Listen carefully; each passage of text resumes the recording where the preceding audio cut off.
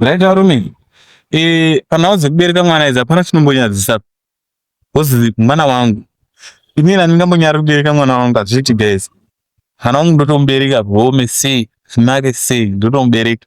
Pandinoda kuenda, ndinobereka ndoenda naye.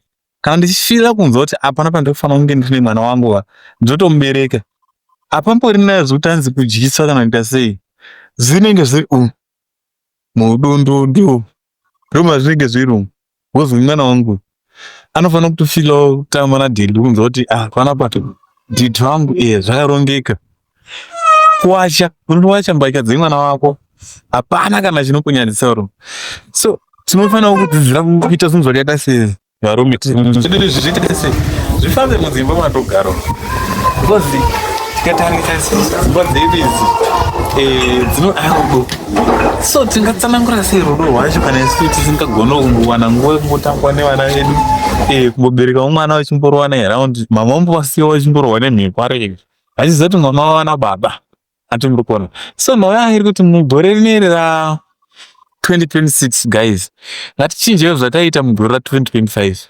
Inouya nguva yemhuru, family time, family igore remhuri rino. Handi muri kupanzisa right? Ava ndoda kuti nhasi ndinofanira kutobika, apedza kubika bhebi wangu nhasi ndoda kuti angorara cat.